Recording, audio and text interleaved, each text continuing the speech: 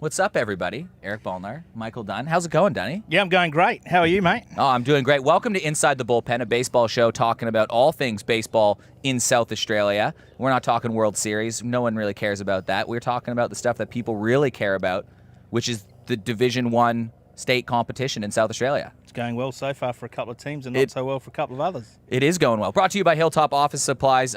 Let's not waste any time. We've got lots to talk about today. We've got Josh Spence and Riley Moore jumping on the show a bit later on. They're going to break down the mechanics behind pitching and hitting, probably things I need a lesson of, to be totally honest. So hopefully I can learn a thing or two from some guys that actually know what they're talking about. It's good for people to get the gist of that at home too, that see all these numbers come up on the screen in baseball games and go, I have no idea what all that stuff is. So it's a good idea tonight to get these guys on and explain to us exactly what it means so people at home will then know when they watch it. Well, let's first talk about the Hilltop State League. Hilltop's sponsoring everything. Is there something you're not sponsoring? No, not yet. Literally everything in baseball. Can you be my player sponsor? Sure, we can do that. Perfect. Hilltop State League. Here's a take a look at the standings so far. Obviously, thing that jumps out right away. Two teams remain undefeated. Kensington at 3-0, West Torrens at 4-0. But look how crowded it is. Basically between second and 11th. I know it's early days, but everyone seems to get a win on the board early on. Yeah, early on. I mean, the thing is, too, pitching's pretty fresh early. The hitters probably haven't caught up as much as they will as they have more at bats as well. So.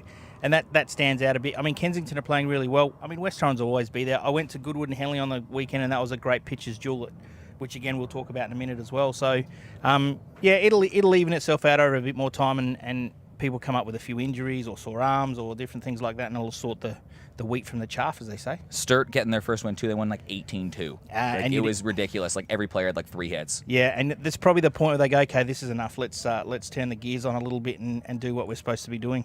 Well, they finally did that. There's a look at the women's standings. Sturt remaining undefeated. They beat Woodville in what was a really close game on the weekend. So Sturt go to the top of the table. Women's competition tightening up as well compared to some other seasons. It looks like, especially those top 3 Southern districts, a bit of a dark horse as well, probably can all take games off each other. Yeah, well, Southern Districts and Glenelg played in the grand final last year, didn't they? And Woodville, to me, probably not a surprise. They picked up some good players. They had some good players, and they'll be around the mark all year, and I'd be surprised if they're not right at the pointy end when it gets to it as well. But, Dunny, you went to a real-life baseball game on the weekend. I did. My first one. A couple guys that Josh Spence was working with over the offseason, they were pitching and apparently pretty good. Yeah, lights out by both of them. They threw 19 strikeouts between them. Henley won 3-1 in the end, but you can just see that, you do the work over the off-season and bring it into your games in the summer. You can't have anything but good results come out of it. Here's a look at their numbers. They'll pop up on screen in a second. That's Tom Fitzgerald with Goodwood. He moved over there from Kensington, and Jordy Gross. Obviously, not a lot of runners in the board. What was the difference maker in that game? Obviously, not Riley Moore in this one. No, Bully hit a 2-run home run late in the game to get Henley in front. Before that, it was an absolute pitching duel. So between the two pitchers, they were just lights out. And as I said early on in the year, bats are not as hot as they are when they've had more at bats later on in the year. And these guys pitch really well. Big shout out to Riley Moore. He'll be on in the show in just a second, and he can we love getting under Riley's skin. It's part of the fun we have here. We do love that. In the women's competition, it was Sturt. That was the big game on the weekend. Sturt winning 7-5 over Woodville. But Bianca Ramsey, who's kind of transitioned from softball to baseball, she went 4 for 4 on the day. That backed up her first round performance, in which she's played 2 games. She had 3 walks. She was 0 for 1 with 3 walks in her first game, so she's reached 7 of 8 times. So Bianca Ramsey on fire to start the season. Fairly good on base percentage there, you'd think. Yeah, you think 7 out of 8? That's Michael. That's all-time Adelaide Giants on base percentage leader. It's a bit better than what I was doing back in those days, wasn't it? You literally got Andrew Scott by 1/1000th. He couldn't have everything. I needed to get him on something, so I'm glad I did that. And then the other big news around the women's baseball world is Caroline Gardner and Austin Gallagher were named the All-Star Game coaches. Caroline Gardner, big-time name in softball, 400 games for Sturt. She won 2 Best in Fair. She's the granddaughter of Fred Catt, which is obviously a big name in baseball, or at least in South Australia. Yep. So pretty cool appointments, and they're going to play an All-Star game before a Super League game. Before the Super League, I believe the Super League All-Star game as well. So we're just trying to work out how that's going to come in to fruition now with the ABL side of things and the Giants. But we're still going to try and have 2 different teams and an All-Star team work around that. We're just not sort of sure of the layout of that, but it's still definitely going to run, but we're just not sure of the layout of what the teams are going to look like. And just quickly, here's a look at some of the stat leaders from around the grounds in the competition. Good chance to shout out a few people like Sean Maple. He didn't hit a home run this weekend. The world is coming to an end. He has 4 home runs. Angus Roger, he hit 1 on the weekend. He's at 3. And my favorite player, 6 tied at. He's a new player in the South Australian baseball competition. He sits at 2. And what country is he from? Oh, he's from all over the place. Yeah, right. He's a multicultural guy. Yeah. Meanwhile, batting average leader Brandon Manzella, he's playing in Super League later today. He's off to a 7 for 10 start. That's probably the standout there. And Jacob Scott, the son of the GOAT, is at 556 to start the year. Pitching-wise, the guy keeps doing his thing. AJ struck out like 11 dudes on the weekend again. Yeah, and he's a late scratching tonight for us too. He called this afternoon and said that he can't play tonight, so that's a big out for us for someone who's had 12 or 15 punch-outs in the first 3 games he's played. So he leads the strikeout count, and then a few notable guys on the ERA leader. You'll see that pop up in a second. Unbelievable, John Challenor sitting at 5th on the list in the whole competition in terms of ERA, and I probably because of the amazing catching of Riley Moore behind the plate.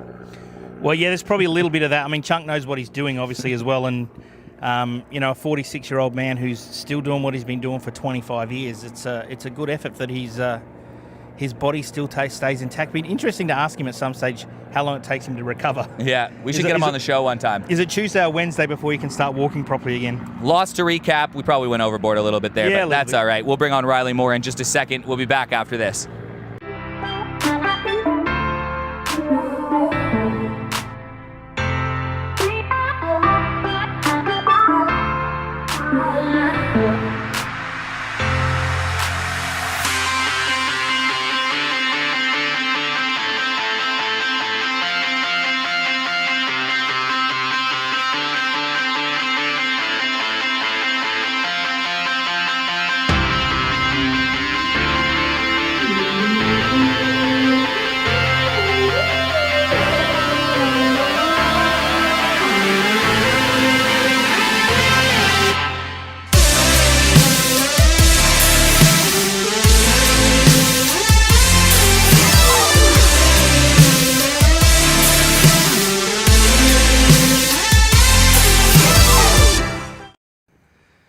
Back inside the bullpen, brought to you by Hilltop Office Supplies. Dunny, tell us a bit more about Hilltop.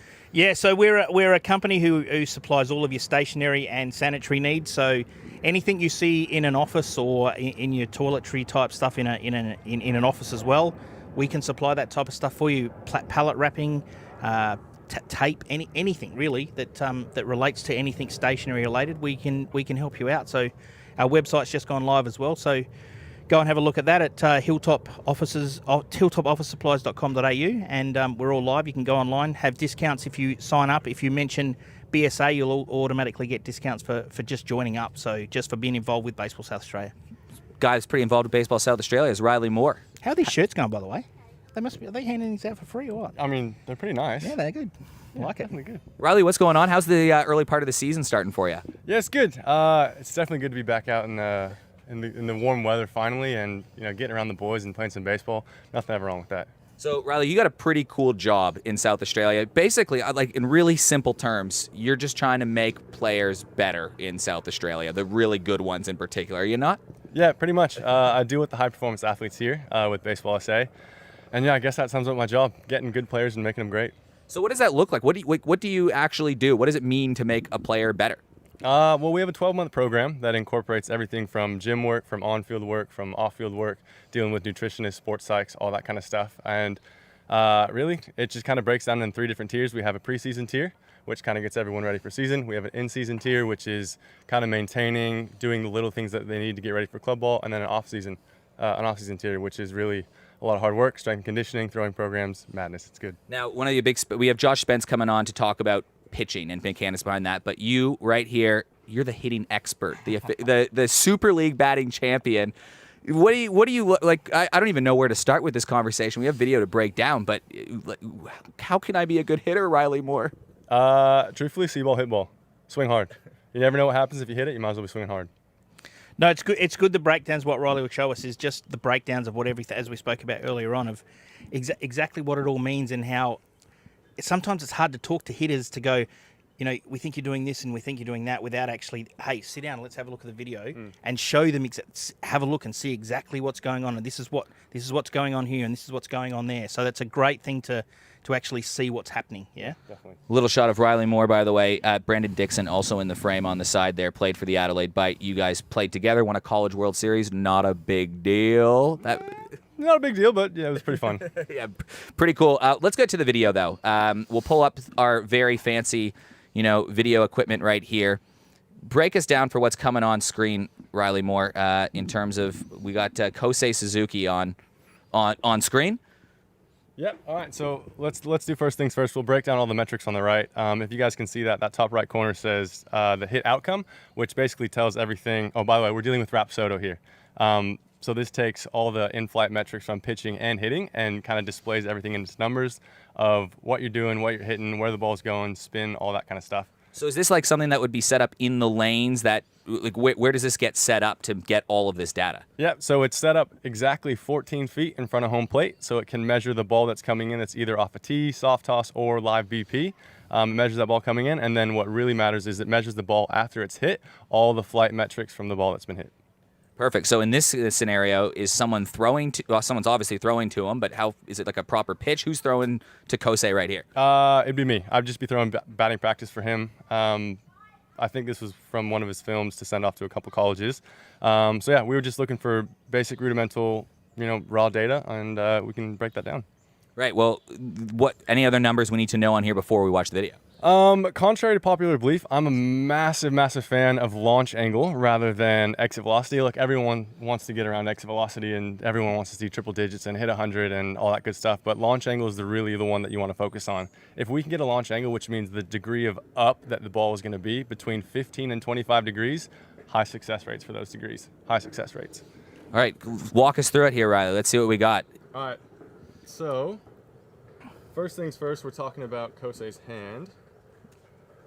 His hand position. As we can see, he starts pretty close to his hands, or his hand starts pretty close to his body. What we're really looking for is the separation from his front foot to his hands. So as he goes through his swing, we'll go in slow motion, his hands start to coil back as his front foot comes forward. Now, once he lands, his toe right there, he's in a pretty strong position. All right, you can see that his heel's almost about to get down. His front shoulder is not quite completely open yet, still closed off. Arm is still slightly bent. That's a good power position, right? So that's what we're looking for. From anywhere from getting to there and that hand separation right there, right before his swing, that's going to give him the maximum amount of power input into that swing. So on that as well, just explain in the background where you talk about your exit velocity type thing. Can you explain the colours? I mean, people might not recognise that in the background, but explain the colours in the background of where your lines are and what that exactly means as well. Yeah, so if you guys can see that really faint one at the bottom, just underneath the yellow rope is a red rope. That's going to signify a 10-degree launch angle. So whenever you guys hit balls either to the back of the cage or into the side there, you'll be able to see that if it's around that red rope mark, that's a 10-degree launch angle. The yellow is 15. There's a slight blue one in there if you can see that. That's 20. And then the green one's a 30-degree launch angle. So anywhere between yellow and green is pretty good. Yep. So let's play this video out here. So was this a good swing from Kosei? Like, it was a bad pitch, but it was a great process to go through on that pitch. He keeps his hands inside the ball pretty quickly, pretty well. He stays through. He doesn't roll over too much. Good swing on a bad pitch, definitely. All right, well, we'll come back on camera in a second here as we start to flip over. We've got another one, which I think is Max Stagg, before we let Riley Moore go. But what's the difference between these two, I guess, how do you even phrase it? Hitters? Batters? There's obviously a difference between them? Yeah, look, Max is going to be a big-time raw power output kind of guy. He's still finding his stroke here in the SABL. And Kosei's been off to a really hot start to start this year. But yeah, they're both really promising hitters, I think, with really bright futures. All right, walk us through this really quickly for Max Stagg.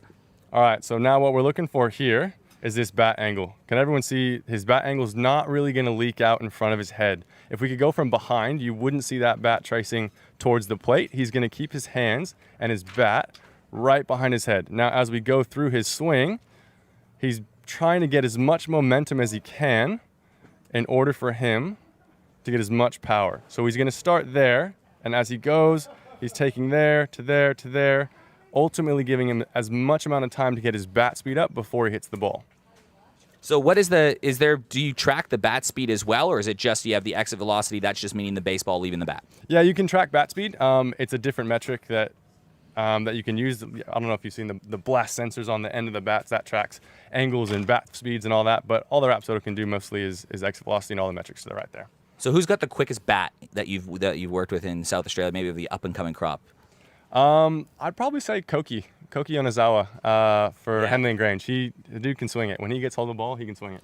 Yeah, well, I remember watching one of the division final games last week where I think it was Peterson hit one at 113 off the bat. It was 113 miles an hour, which is just it's just crazy. That's just crazy numbers. Yeah.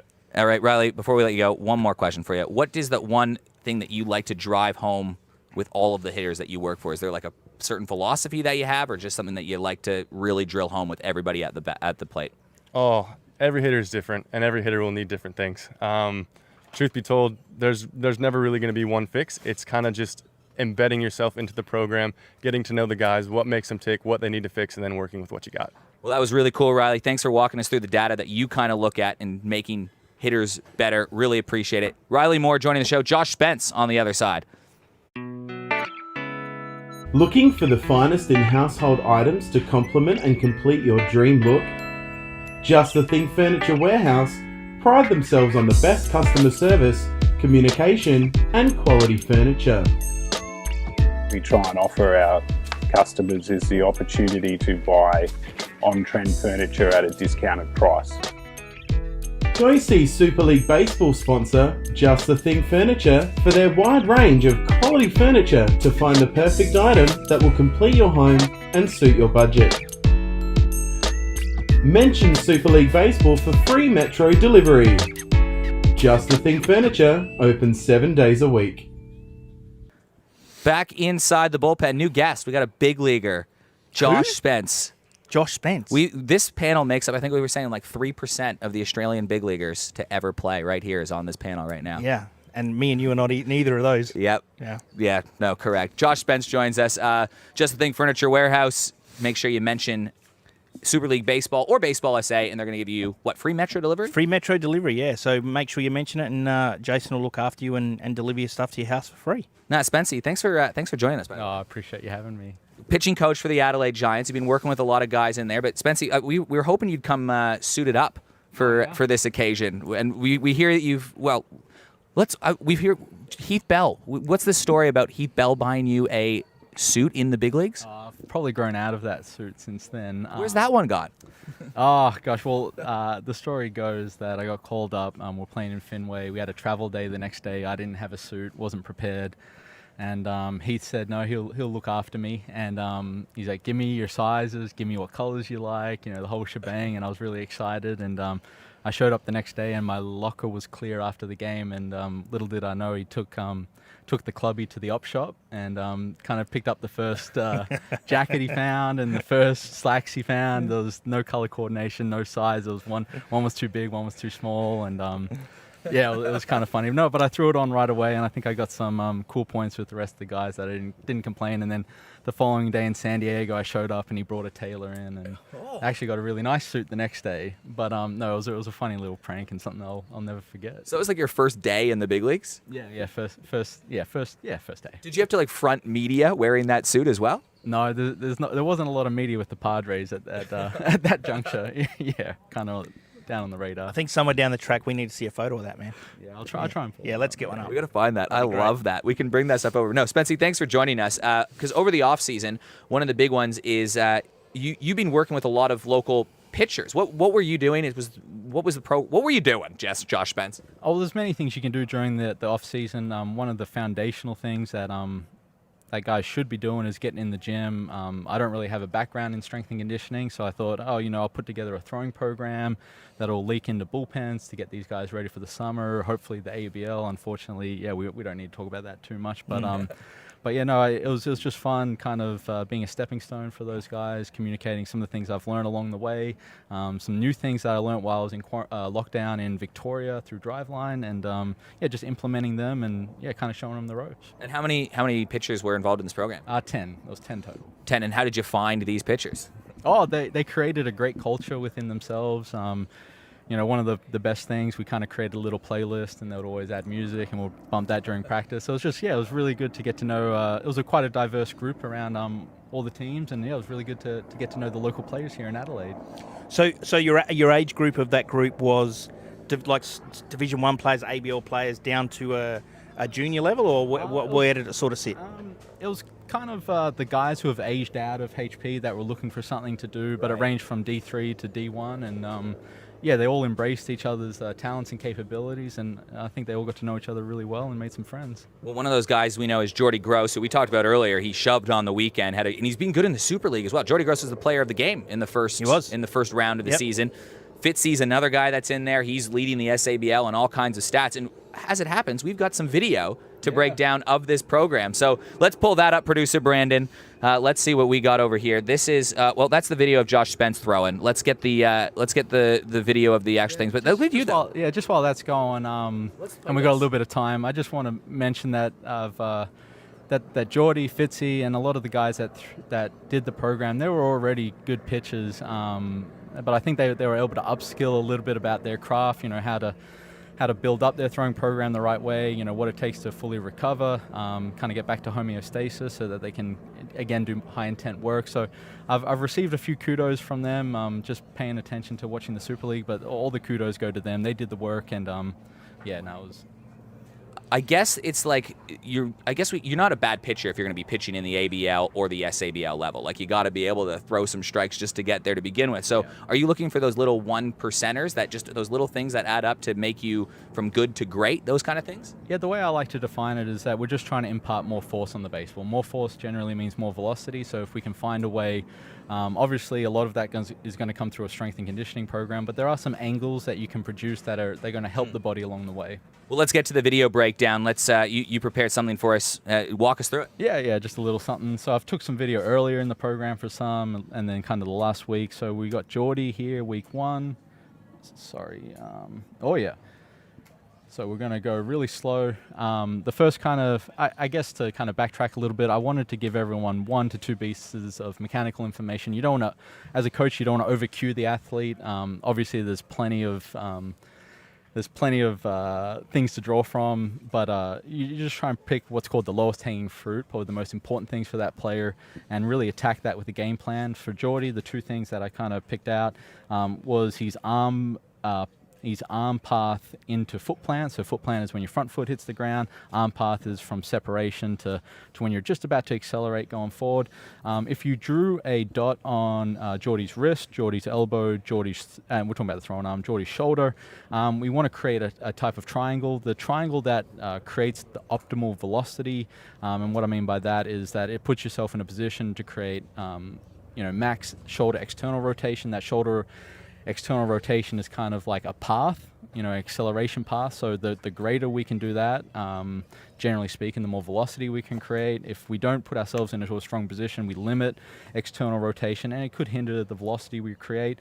Again, back to the triangle, for the mathematicians out there, we got an obtuse angle here. Generally speaking, we want to have a right angle, maybe a little over, 92-degree angle, to an acute angle. Again, as you see here, this was one of the first weeks working with Jordy and just kind of taking some video.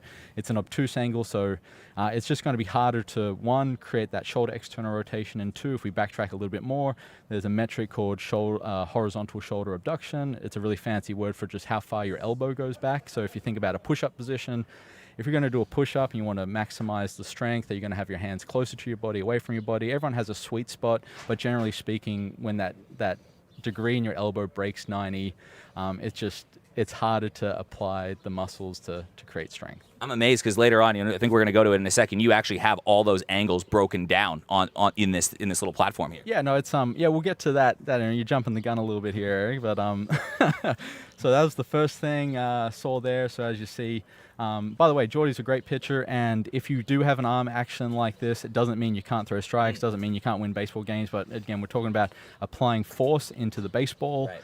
And this position, it tends to lack that force. There are a few outliers, like the first one comes to mind, Josh Hader, the left-hand pitcher with the Brewers.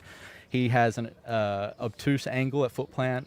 That being said, he throws 95 to 98. So there's always rules to the exception, but generally speaking, more velocity arms are at that cute angle. And then the second thing, as we get to the next video, we're going to look at the front leg. So very similar to hitting, we want the knee behind the ankle. This, where I've circled, is called the lead leg block. So when we put our knee in front of our ankle, it's hard to produce force back into our body, that force being ground reaction force. So we want to make sure the knee is behind your ankle when your front foot hits the ground, because again, it's going to be very hard to push that force back into your body.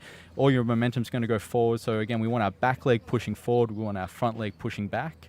That knee retracts towards second base, essentially. That helps the kinetic energy you've created from the momentum going forward to go up to your body. These are all things you can take with a slow-mo video on your camera. This was taken with my iPhone. So yeah, if you're at home, obviously the delivery's kinetic energy, which is basically phases overlapping, but there are some key points at certain stages. So again, foot plant is a great position to stop and kind of look at the athlete. So if we go forward here, we're going to go Geordie. His last bullpen.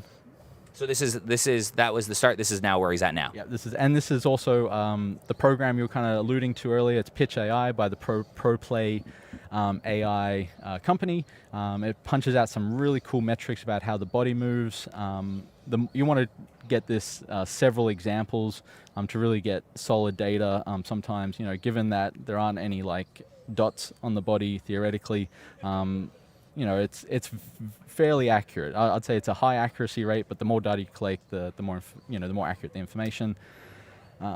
It stops at peak kick, PK, peak kick. There's not a whole lot of metrics. Everyone can have different metrics there. It's to the individual player. But as you see here, coming into foot plant, this is the most important position. We're going to look at the front knee. The front knee is behind the ankle. Again, off the mound, it's much difficult to do it off the mound. You're on a downhill slope than it is a flat ground. And then when we look at the throwing arm, it's roughly a 90-degree angle, so he's definitely made strides in that delivery. You also notice... So he was about 45, wasn't he? And that one where he's on the ground, he was way further back than he is in that throwing position there, right? Yeah. So no, he definitely had a lot of attention to detail to that. As you'll see, if we kind of go back a little bit, sorry, let me just try and... You'll see the arm path is a little bit shorter, but again, it puts him in a position to maximize that shoulder horizontal abduction, which is the elbow going back, the degree. And into a really powerful position right there. Yeah, that's great. And it's proving it's working. Yeah. He's coming out and he's doing, as you said, he's already a good pitcher, and you're just chiseling away at a little few things that he needs to get better at. So and that's exactly what you've done there to help him get better. Oh, and again, kudos to him for putting in the work. Yeah. The one little thing I also wanted to finish with Geordie is that last year, kind of just being in Adelaide, kind of a little bit more. You ask what Geordie Gross, what type of pitcher he is. Yes, he's very successful, but everyone's like, oh, he's a low velocity arm.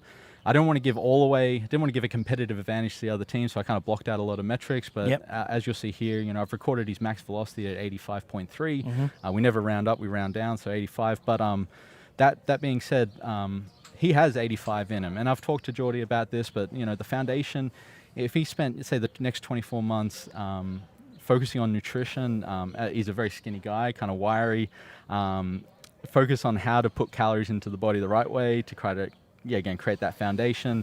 A strength and conditioning program 3 to 4 times a week that's regimented. You do that for 12, 24 months, along with the throwing program, kind of the philosophies that kind of imparted on him. That max 85 might turn to max 88 in 24 months. Yep. Now we're talking about a guy that's sitting 82, 83 to a guy that's sitting 85, 86. And, that's the thing that really drives me. That he's got it in him.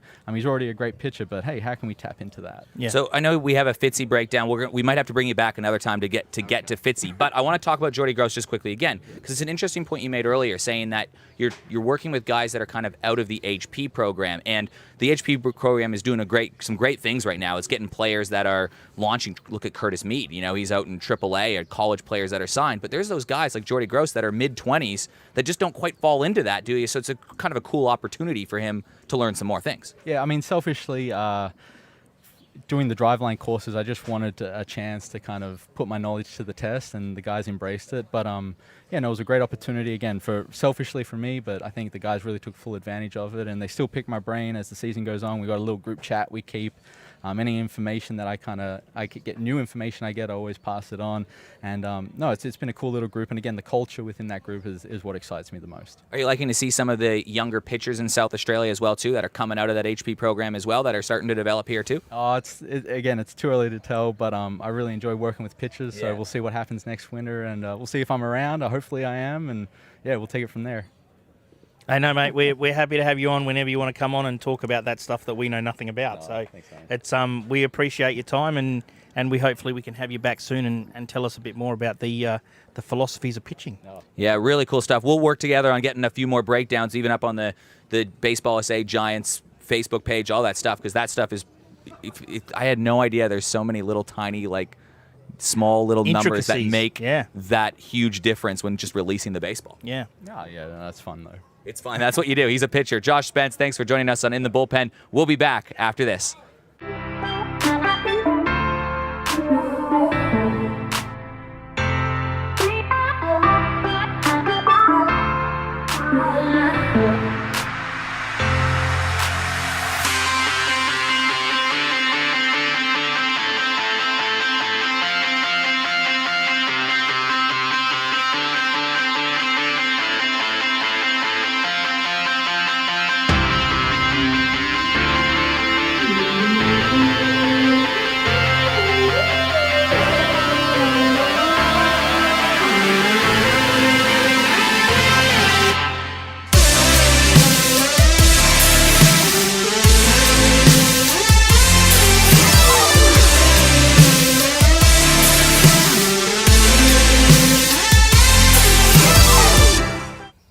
Back inside the bullpen, I am overloaded with data. That was cool. Yeah, you sort of got to sit down and think about it a little bit, you have a bit of a brain meltdown about how Spencey breaks it down, that we don't know that sort of stuff on the pitching side of things. I'm a little bit more involved in the hitting side of it, where Spencey's on the pitching side, and that's why he does what he does. And it's cool that now, Jordy Gross has an opportunity to apply all that knowledge in a competition through some stuff like Super League, that just there's all these avenues now in the baseball community here for players to get better. Yep, and that's exactly what, as I said, the data and stuff that you can see, it helps you instead of someone just feeding you information saying you need to do this, you need to do that. But hang on, let's sit down and watch the TV, let's break it down, and you can see exactly what you're doing every single time you throw the ball, and it can't do anything but help you. And I feel bad for cutting it off before we run out of time with the Fitzy, but he had a lot of interesting information on Fitzy. We're going to have to get him back to break down totally. the difference on Fitzy, because he's having a great year this year too. Yeah, well, we're here all season, so we got plenty of times and need to fill some spaces, so he will definitely be back in to help us and the public at home understand exactly how they come up with those numbers and how they help you. Right. Well, let's get to some community moments over the weekend that happened in the Hilltop State Leagues all across South Australia. The first one is a pretty cool one. Let's talk about the Tofins here, specifically Peter Tofin. 1,000 senior league games. Here he is throwing out the first pitch at the game. He's with the Adelaide Angels. He's been around for a long time, whether it be playing or coaching. 831 with Adelaide, 169 with Henley. Earlier in the year, Mike reached 800, and Pete, his son Damien, and his brother Mike all played together in Division 7 this weekend, which is pretty cool. We actually broke down. I went and did the numbers on what 1,000 this is senior games. This doesn't include volunteering. This doesn't include coaching. This doesn't include all those little things you do around the game, practicing, training. These are just games played. Yeah, right. 1,000. Take a look at this, Dunny. Right. So that's about 42,000 recorded outs. So that's 6 outs an inning, obviously. Wow. 2,000 hours, which equates to 83 and a third full days of playing baseball if you just started to finish of his entire life. 12 full weeks of playing baseball. That's a whole ABL season. That's a whole ABL season that he would, and that's no sleeping. That's no stopping to eat. That's just him playing straight baseball. So he's had 2.75 years worth, not of game time, but of game days, where he's woken up and said, today's a baseball game. That's insane. It is, and you wonder how many years it's taken. You know, Pete and the Tofin family have been around for a long time. I was involved with them at Adelaide for a little while I was there. And, you know, that's 45 to 50 years of baseball. Like, that's not junior games. Yeah. That's not state representative games. I don't know if he actually did that. I don't know, but like, that's not coach. That's I still. It's amazing, isn't it? We take our hat off to you, Pete, and the Tofin family.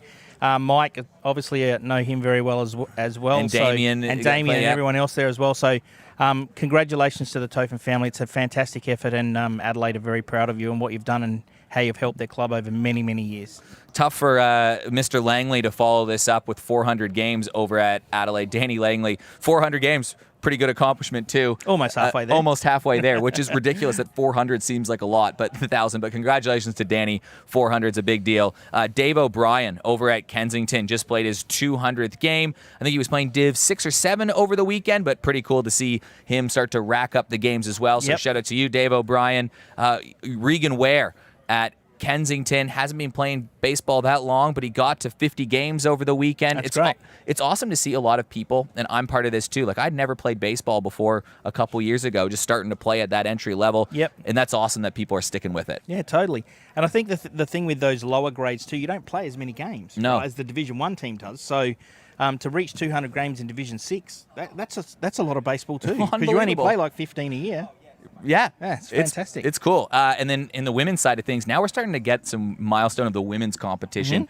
Remember, a few years ago, we didn't have club baseball in women's baseball land at all. Yep. And now Jen Barker and Tracy Robinson at Kensington both were inaugural members of the Kenzie women's baseball team. They're Division II premiership players, big-time ambassadors for the club. They both have children at the club that are playing juniors, and Tracy won the 2020-21 Women's Division II League medal, the first for a club. So two, I guess, icons of Kensington Baseball Club getting it done in women's baseball land. Yeah, it's fantastic, and over the years there'll be some numbers. We'll see numbers down the track of some of these girls playing 200 and 300 games, which would be awesome. Yeah, and they'll have the accolades of the premierships. That's pretty cool. And on the weekend, speaking of guys that have played a lot of games, how about the entry level here? Goodwood started their famous Friday night Little League on the weekend. Woodville T-Ball also has started as well. This is a shot at Goodwood. Check out the turnout that Goodwood had I spoke with someone at Goodwood over the weekend when I was out at the game, and they said there's over 100 kids on a Friday night, which is just fantastic. But it's not just Goodwood that's doing that. Yeah. Like, Woodville had a pretty good turnout, I know, over the weekend too. That's Obviously, great. different side of town. That's a shot of just kind of all the action that they do. I know Woodville put a lot of time and energy into their kids and their juniors in particular to get them involved. There's just so many different avenues that all these clubs are doing. So please send in anything you're doing around Clubland. We'll give you a shout out on this show with the events at baseballsa.org.au. Absolutely. Email. We want our people to come out. We want people to come to these things and help the kids programs get better and have better baseball down the track. Yeah, it's pretty cool. And then but of course, can't do it all without our volunteer. So it's time for our volunteer of the week, Dunny. Awesome. Who we and got our now? winner. What is Adelaide doing? Adelaide is going absolutely crazy. Adelaide's it's Jack Wade from Adelaide Baseball Club. He's a club life member, club committee member. He's a club women's coach. He was on the BSA Women's 2019 All-Star team as the assistant coach, the D2 All-Star head coach.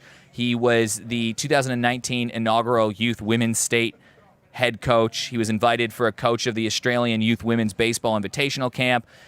But outside of that, he organized scratch match for Adelaide and Henley and Grange's Division 2 and 3 squads, followed by a barbecue, beverages, which gave the teams an opportunity to mix and mingle, get to know each other, and introduce new players to the game around the diamond in a complete pressure-free environment. That is a lot of work, especially in the women's space that Jack Wade is putting time and energy into. It's a fantastic, and this is the reason why some of these clubs are being more successful week by week is people like Jack doing what he does around the club, unheralded, doesn't ask for anything, just goes about doing it, and that's why clubs are becoming more successful.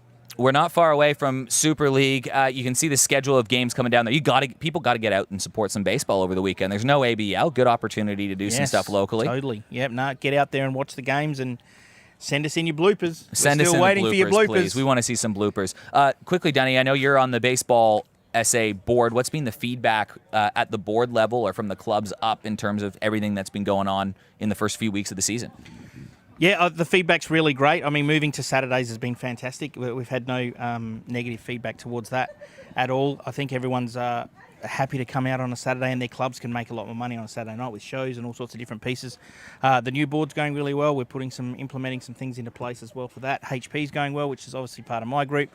We're now starting to just get into that charter side of things with the charter coaches, working out who all they're going to be and the programs that they'll be running over the summer and moving into when charter is actually on early to mid next year as well. So there's plenty happening at the moment. It's a busy time for the league, and Sarah and all her gang are doing a great job to put everything and implement everything into place to make sure that it all runs smoothly. Well, happy baseball to everybody playing this weekend. Enjoy the Super League game coming up. This has been In the Bullpen, brought to you by Hilltop Office Supplies. Eric Balnar, Michael Dunn. On behalf of Josh Spence, Riley Moore, they were pretty interesting today. Yeah, and any idea who we might have on next week, Eric?